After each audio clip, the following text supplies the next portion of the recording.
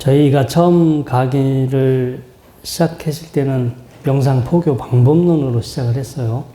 사실 이제 우리 포교사분들 대상으로 하기 때문에 명상 포교 방법론에 해당이 되고요. 또 중단에서 또 선명상이라는 그런 거를 요즘 밀고 있잖아요. 그래서 또 저희가 선명상이라는 또 그렇게 제목도 바뀌어보고, 또 일반 젊은 친구들 또 관심 있는 친구들이 많아서 제가 그냥 현대인들을 위한 불교 명상 이렇게도 저희가 이제 제목을 바꿔보고요. 어떤 제목이 되든 내용은 이제 같은 내용으로 이렇게 진행이 됩니다. 이제 젊은 친구들이 좀 명상에 관심 있는 친구들이 있고, 템포스테이에 들어오면 명상에 대해서 질문을 해요. 근데 이제 그게 와서 갑자기 질문한다고 해서 하루아침에 명상이 바로 되는 건 아니잖아요. 친구들한테 제가 알려주는 방법은, 이 구글에서 부처님을 검색을 해라. 사진, 구글 이미지 사진에서 부처님 이제 얼굴, 부처님의 모습을 검색을 하는 거죠. 검색을 하면 전 세계에 수많은 부처님의 이 사진이 나오게 됩니다. 그런데 이 친구들에게 그 중에서 닮고 싶은 부처님의 어떤 모습을 한번 찾아봐. 내가 요런 저런 모습, 난 저런 표정을 한번 나는 닮아보고 싶어. 본인이 닮고 싶은 부처님의 모습을 하나 다 클릭을 해서 다운을 받아서 이 전화기 바탕화면에 깔아놔라. 그리고 부처님의 얼굴을 보면서 이제 마치 내가 그 표정을 흉내내는 거지. 근데 그 친구들은 부처님의 마음이 뭔지 아직 모르니까 일단 부처님의 그 이미지는 바로 볼 수 있잖아요. 그래서 부처님의 얼굴을 한번 흉내내고 부처님의 표정을 한번 흉내를 내보는 거예요. 여러분들이 얼굴은 못 바꿔도 표정은 바꿀 수 있어요. 그렇죠? 얼굴도 바꾸긴 하지만 근데 그래도 표정을 바꾸는 게 훨씬 더 빠르겠죠? 그래서 부처님의 이 어떤 그 표정을 우리가 닮아가려고 이렇게 짧은 시간이지만 아니면 생활 속에서 틈틈이 노력을 한다면 자기 마음 안에 뭔가 이렇게 지속적으로 만들어지는 어떤 시간이 지난다면 그런 상태가 되는데, 사람의 마음은 다양한 가능성의 마음이 다 내장되어 있는 것 같아요. 그러니까 성인이 될 수 있는 마음이 있기도 하지만 또 뭔가 화를 내고 이렇게 누군가를 미워하고 이럴 때는 정말 그 악마와 같은 마음을 가지고 있죠. 그런 마음 여러분들도 있어요, 없어요? 있죠. 여러 가지 다양한 형태의 마음을 우리가 사실은 다 가지고 있다. 근데 그게 어떤 상황과 조건, 그리고 자기 성향에 따라서 이제 일어나는 마음, 어떤 마음이 더 활성화되느냐, 그런 차이가 있는데, 우리가 이제 이렇게 불교 명상을 하게 되면 부처님 마음, 그러니까 부처님 얼굴을 생각하면서 부처님의 마음을 부처님 얼굴 생각하고 그 표정을 닮아가려고 하다 보면 여러분들 안에 있는 그 마음들 중에서 더 선한 마음, 더 평화로운 마음, 이런 마음을 더 많이 여러분들이 그런 마음을 만들어내겠죠. 이 젊은 친구들이 물어요. 그러면 그렇게 명상을 하면 결과가 어떻게 되냐? 그래서 내가 명상을 하면 그 순간 평화롭지 않냐? 응? 어떤 결과가 훗날 따라오겠지만 지금 이렇게 명상을 하고 있는 그게 1분이 됐든 2분이 됐든 그 순간 마음이 평화로우면 그게 바로 결과가 되지 않느냐.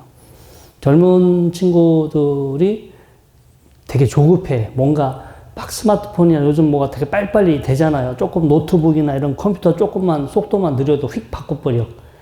예전에는 저는 보통 켜고 한 1분, 2분 한참을 켜져도 가요. 그래도 켜지는 것만이라도 감지덕지 했는데 요즘 친구들은 5초 안에 컴퓨터가 전원이 안 켜지면 그걸 견디질 못해요.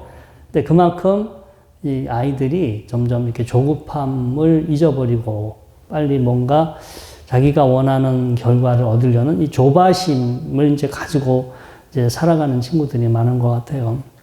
저도 가끔 이렇게 가끔 저 자신의 모습을 보기 위해서 이렇게 주역의 괴를 뽑아요. 요즘은 스마트폰 앱이 있으니까 야, 오늘은 나를 어떻게 바라봤으면 좋은지. 그러니까 점을 치는 게 아니라 우리가 평상시 바라보지 못했던 또 다른 나의 모습을 아마 발견할 수도 있을 거야. 그래서 늘 이제 그런 생각을 가지고 별 생각 없이 가볍게 딱 앱으로 딱 버튼을 눌러요. 자, 엊그저께 산수몽이라는 괴가 나왔어. 위에 산이 있고 밑에 물이 있고 우리가 계몽할 때 어리석을 몽자, 어린아이 몽자, 뭔가 이렇게 우리가 누군가를 계몽하다라는 뜻이 뭔가 어리석은 사람, 어둠에 빠져있는 사람을 밝힌다는 뜻으로 우리가 계몽이라는 말이 있잖아요. 그래서 그 몽자가 그 어리석을 몽자입니다. 그래서 산수몽 하면은 그냥 생각할 때 내가 뭔가 어두운 상태고 이런 어두운 상태를 내가 이제 좀 더 계몽시켜 가야 한다. 이렇게 우리가 흔히 그렇게 쉽게 해석할 수 있는데 곰곰이 보니까 이 산에 있는 물이야. 산에 있는 물인데 그게 어린아이와 같은 상태. 산속에 있는 물인데 뭐가 어린아이와 같아. 그럼 그게 뭘까? 옹달샘이구나. 산속에 있는 옹달샘. 그 옹달샘의 물이 쭉 흘러서 실개천이 되고 개울이 되고 강이 되고 바다로 가. 그런데 다 그런 건 아니에요. 흐르다가 스며들어서 사라지는 옹달샘이 더 많아요. 그래 안 그래요? 그쵸? 그래서 제가 산수몽계를 딱 보면서 갑자기 옹달샘, 산 밑에 있는 물인데 뭐가 작아. 어린아이와 같은 그런 물이야. 그래서 옹달샘이구나. 근데 내 처지가 마치 그런 느낌이 들어요. 아직 내가 옹달샘인데 갑자기 큰 강인 것처럼 생각하면 어떻게 되겠어요? 큰일 나지. 그러니까 그냥 나의 상황이 이런 지금 상황인데 좀 겸손하고, 왜냐하면 옹달샘이 큰 강이 되고 바다로 흘러가려면 얼마나 많이 거쳐가야 되겠어. 그쵸?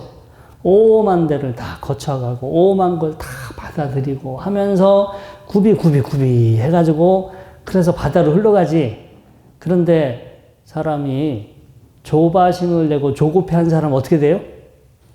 빨리 옹달샘이 빨리 큰 연못이 되고 빨리 호수가 되고 댐이 되고 그래서 갑자기 그게 큰 강이 되었으면 하는 그런 마음을 갖지.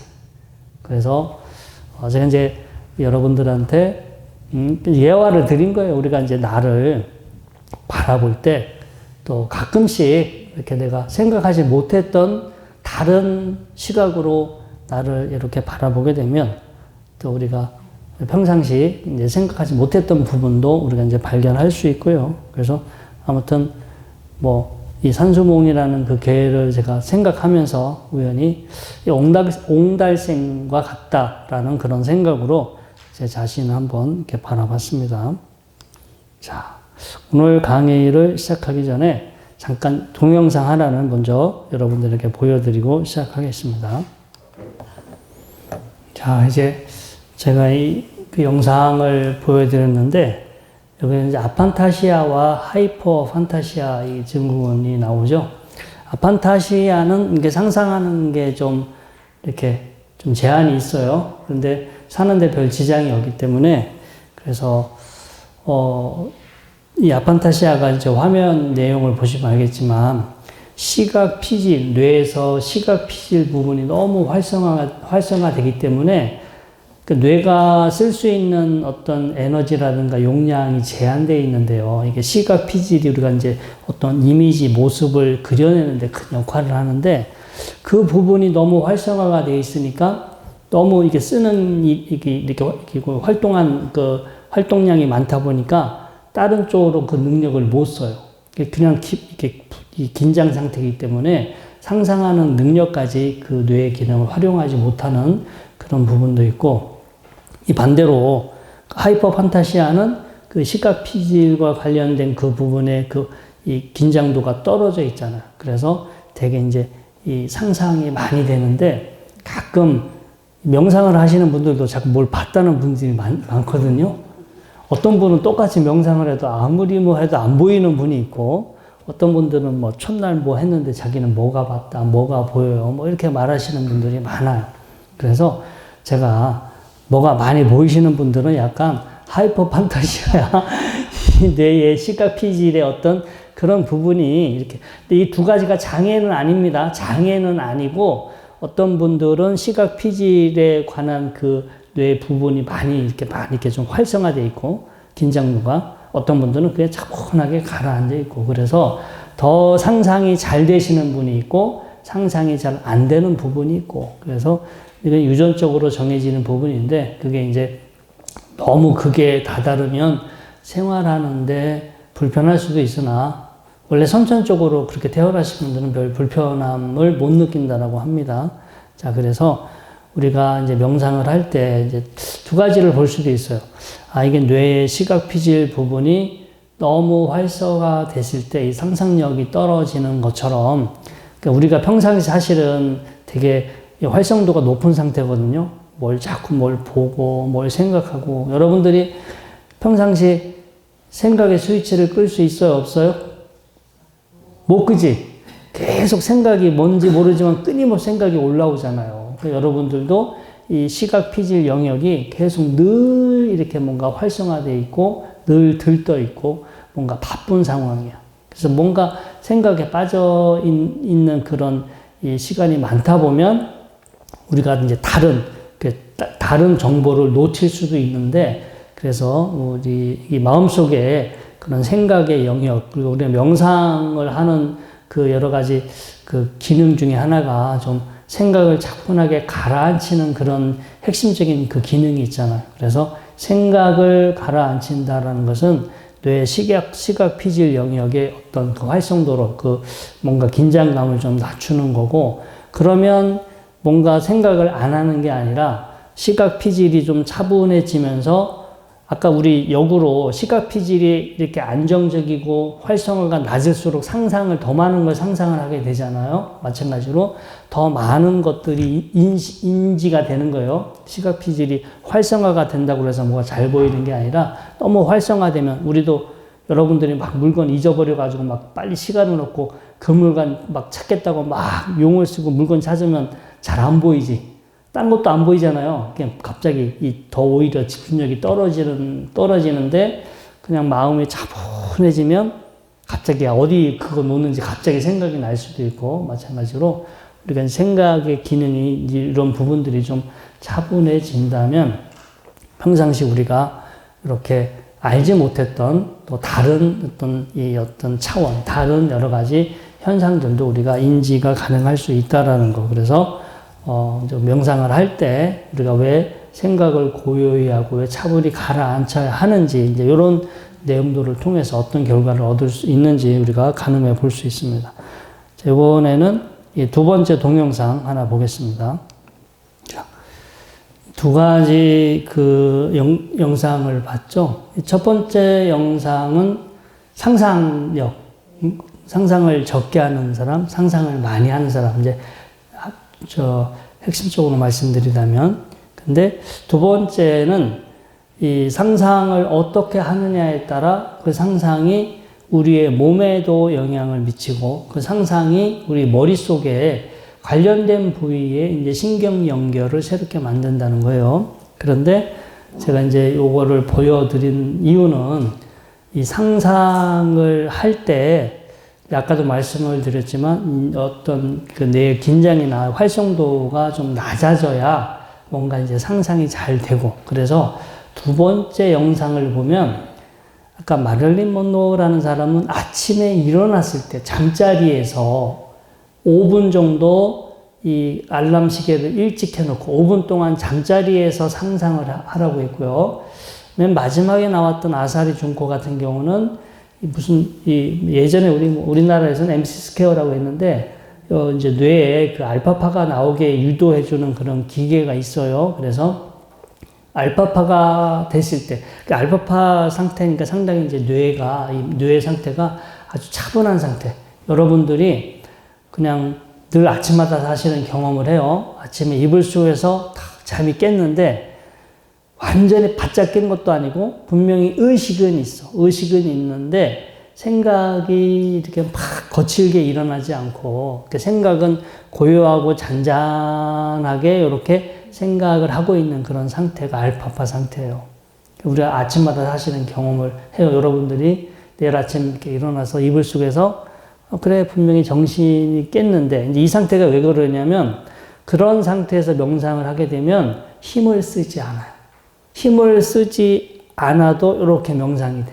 근데 이제 뇌가 긴장이 되거나 뇌가 활성도가 높아져 가면 막 이렇게 힘을 써야 돼요. 막 이렇게 힘을 써가면서 막 집중하려 하고 나의 의지를 써가면서 명상을 해야 되는데 이 뇌의 활성도가 낮아지면 알파파 상태가 되게 되면 힘을 쓰지 않고 지금 현재 이렇게 느껴지는 그대로를 바라보는데 장애도 줄어들고 뭔가 훨씬 더 이제 수행을 할 때 더 깊이 오랫동안 이렇게 편안하게 수행을 하실 수 있어요. 그래서 보통 이 게르트 슈낙이라는 이제 이분이 반복 명상이라는 이 책을 예전에 썼는데 무언가 짧은 문구를 반복하게 되면 알파파 상태로 빠지더라. 이제 이분이 연구를 한 게 바로 그거예요. 우리가 그래서 이분이 쓴 책 이름이 반복 명상인데 나온 지는 꽤 됐습니다. 그래서 짧은 문장이나 문구를 반복하는 거.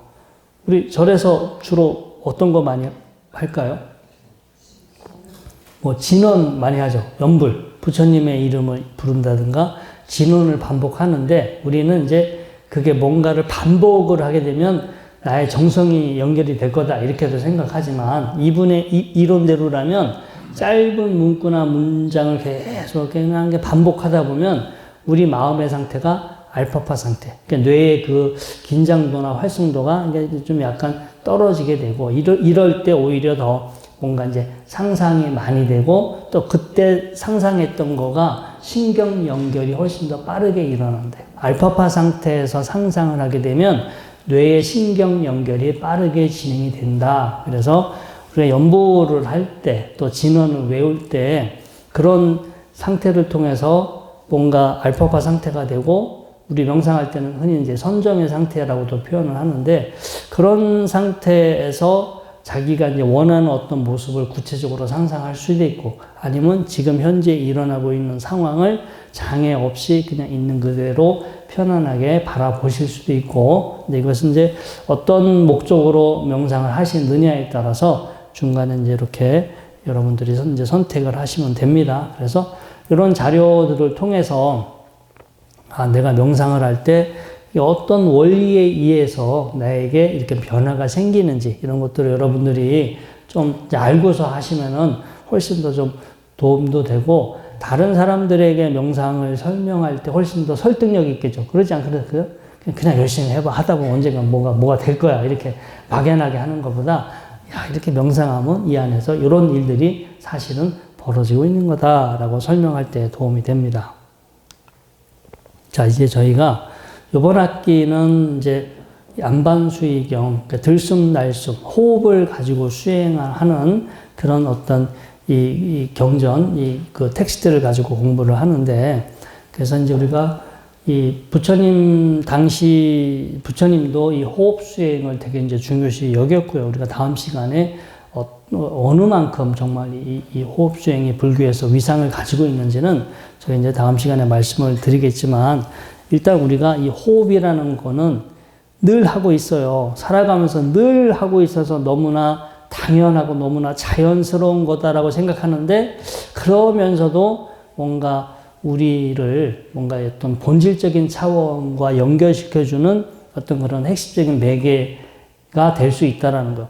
본질적인 차원은 우리와 동떨어져 있는 게 아니라 호흡처럼 우리가 늘 너무나 자연스럽게 늘 경험하고 있는데 우리가 우리 주관적인 생각에 빠져서 본질적인 차원을 우리가 인식하지 못할 뿐. 아까 왜 상상하지 못하는 아판타시아 그 증후군 처음에 여러분들 보셨잖아요. 근데 우리는 어떤 증후군에 빠졌냐? 본질적인 차원을 인식하지 못하는, 분명히 여기서 우리가 여러분들 생각을 내려놓으면 지금 이 순간 여러분들의 몸, 또 이 주변에서 벌어지는 모든 일들은 지극히 순리대로 다 돌아가고 있어요. 순리대로 이렇게 지구도 잘 돌고 태양도 돌고 이렇게 뭐 전기도 잘 들어오고 이 건물도 잘 서 있고 여러분들도 이렇게 지금 앉아서 또 제 이야기도 듣고 숨도 쉬고 있고, 근데 가만히 보면 이 모든 만물은 순리대로 잘 돌아가고 있으나 우리는 자기 이 생각을 가지고 세상을 바라보고 자기 생각대로 보고 생각대로 상상하고 있기 때문에 이렇게 잘 작용하고 있는 순리를 지금 이렇게 경험하고 있지만 그 순리를 경험하고 있지 않다라고 생각할 수도 있어. 여러분들 지금 이제 1시간이 넘었잖아요. 1시간 10분이 됐잖아요. 다리가 아프잖아요. 그렇죠? 다리가 불편한데 제가 늘 말씀드리지만 순리예요, 순리가 아니에요?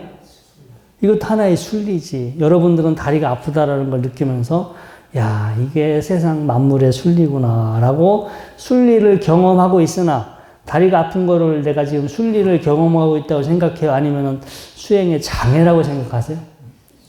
수행의 장애. 이게 빨리 없어졌으면 좋겠다. 내가 극복해야 할 수행의 장애인데 알고 보면 문제가 없어요.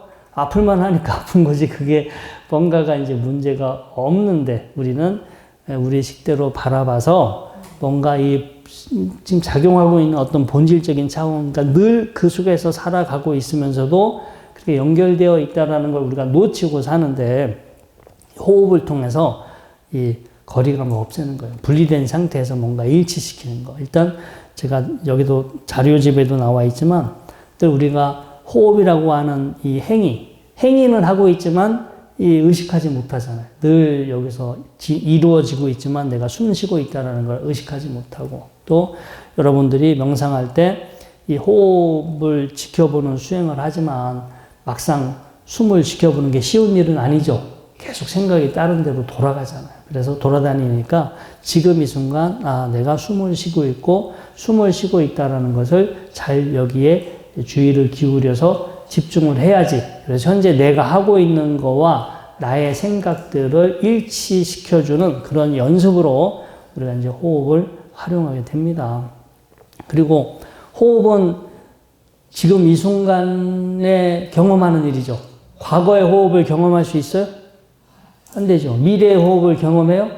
안 돼요. 호흡은 지금 이 순간, 딱 순간 찰나에만 나의 호흡을 경험할 수 있는 거지. 과거나 미래의 호흡을 우리가 경험할 수 없는 것처럼 여러분들이 호흡에 여러분들의 마음을 일치시킨다면 시간적으로, 공간적으로 지금 이 순간에 여러분들의 마음이 하나가 될 수 있는 그런 아주 핵심적인 그 기능을 가지고 있습니다.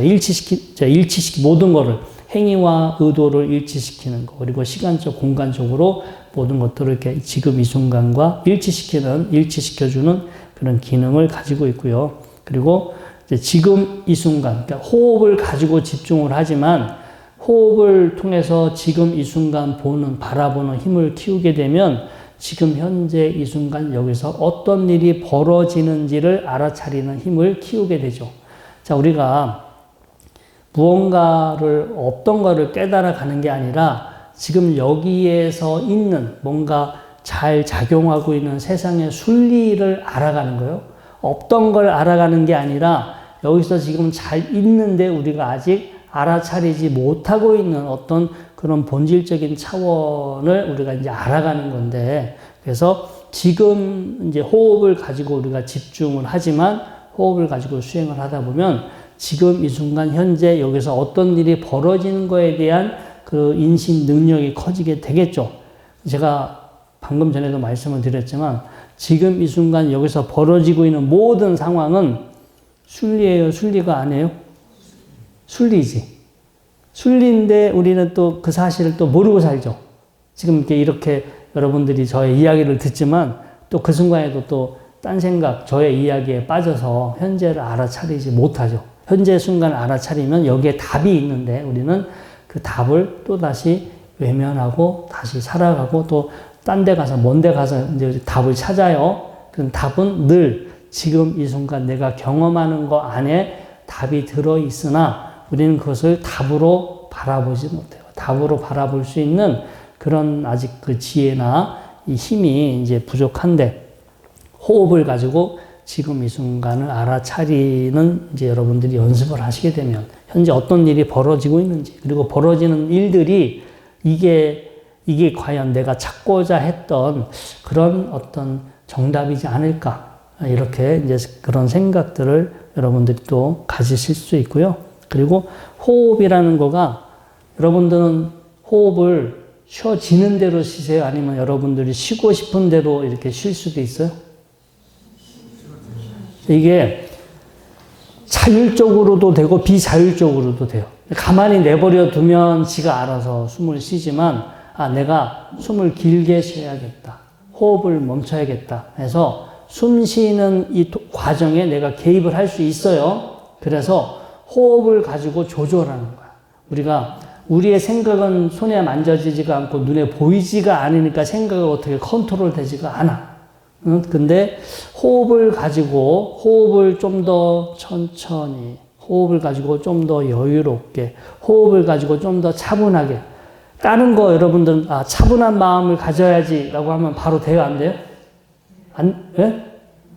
뭐 야단 맞을 때는 바로 차분한 마음이 되잖아. 이게 스스로 하기보다는 어떤 분위기나 이 상황에 맞춰서 우리가 마음이 이제 동하게 되는데, 연습을 통해서 될 수 있지만 호흡은 너무나 구체적이야. 그래서 생각이나 다른 거에 비해서 내가 빨리 호흡을 차분하게 해야지, 호흡을 좀 힘을 빼고 좀 여유롭게 해야지. 그래서 호흡을 가지고 먼저 구체적인 대상이 되는 호흡을 가지고 여러분들이 조절을 하시면 이 우리의 마음 상태나 나머지 몸의 상태가 호흡하고 다 신경들이 다 연결이 돼 있어요. 그래서 호흡이 차분해지면 마음도 차분해지고 우리 이제 몸도 차분해지고, 또 이제 차분해지면 뭔가가 이제 이게 사람이 성격이 막 조급해하고 급해 있을 때하고 차분해질 때하고 우리가 또 인식하는 내용이 달라지고 나의 선택이 달라질 수 있거든요. 그래서 호흡이 차분해지면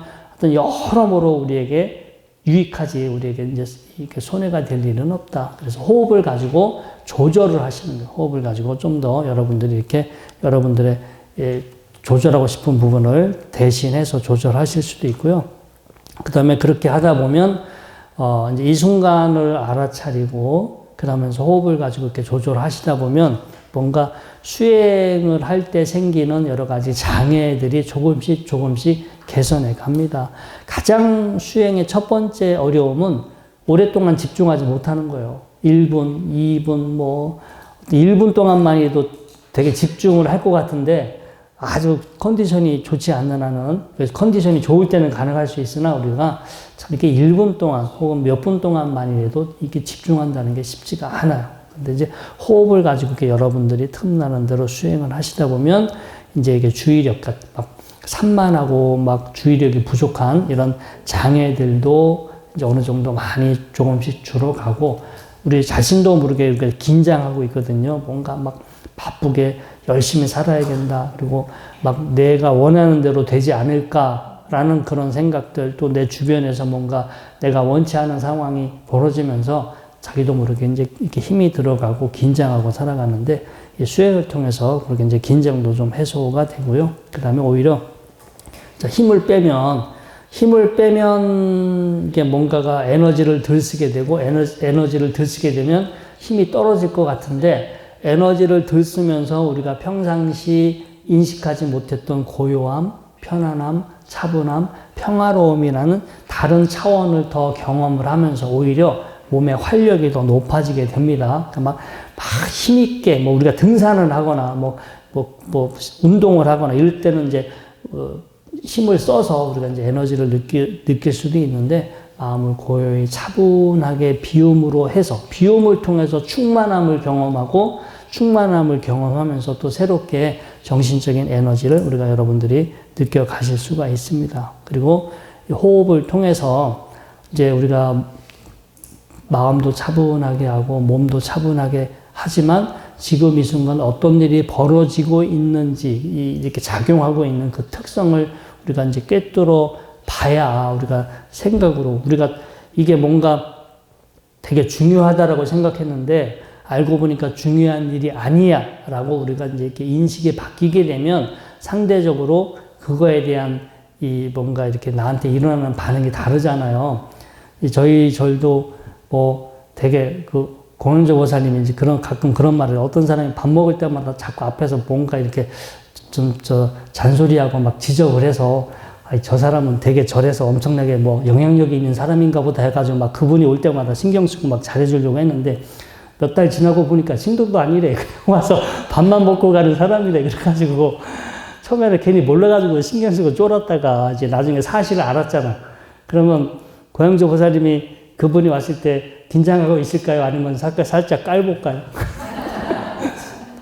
반응이 달라지지. 그 사람의 실체를 알고 나니까 이제 깔보지는 않겠지만 전에는 뭔지 몰라서 그렇게 했다가 이제 마찬가지로요. 우리가 이제 경험하고 많은 걸 경험하는데 우리가 우리 식대로 내 마음대로 잘못 알고 있어서 우리가 그런 거에 대해서 계속해서 이제 뭔가 이렇게 불필요한 반응을 하고 사는데 우리가 경험하는 것들 제가 첫째 시간에도 말씀을 드렸지만 다 느낌이잖아요. 우리가 뭘 경험하든 아무리 그게 행복하고 사랑이고 고요하고 평온하고 막 기가 막힌 것을 우리가 살면서 명상하면서 경험하지만 다 느낌이에요. 느낌. 손바닥을 비볐을 때 이 손바닥에서 생기는 느낌인 것처럼 우리 머릿속에서 이렇게 만들어지는 경험되는 느낌이잖아요. 여러분들이 지금 보고 있는 것도 이 눈을 통해서 시신경을 통해서 뇌로 전달된 느낌이고 뇌에서 다시 그거를 이미지로 바꿔준 거잖아요. 우리는 어떤 있는 그대로 보는 게 아니라 이 시신경을 통해서 전달된 신호를 뇌에서 인지하고 뇌에서 그렇게 어떤 모습으로 다시 재구성된 것을 우리가 머릿속에서 아는 거지 실제로 우리가 보는 건 아닙니다. 엄밀히. 근데 이런 과정들을 알고 나면 내가 뭔가 명상하다가 기가 막힌 걸 경험했어. 야, 이게 뭔가가 있구나라고 하는데 느낌이구나. 그냥 뭐가 됐든 그냥 느낌일 뿐이구나. 느낌은 하나의 이 조건이 됐을 때 발생하는 신호지 그게 존재하는 게 아니잖아. 근데 그런 것들을 이렇게 알아가면서 내가 경험하는 것들에 대해서 우리가 덜 의존하게 되고 그런 것들의 영향을 덜 받으니까 사람이 좀 덜 휘둘리는 거지. 안 그러면 볼 때 들으면서 생각하면서 느끼면서 바로바로 반응이 일어나면 얼마나 피곤하고 힘들겠어요. 그래서 알면 알아갈수록 어떤 본질적인 특성을 알면 알아갈수록 그만큼 또 우리 마음도 이렇게 휴식을 취할 수가 있습니다. 자, 이제 오늘 또 강의는 여기까지 하도록 하겠습니다. 자, 고생 많이 하셨습니다.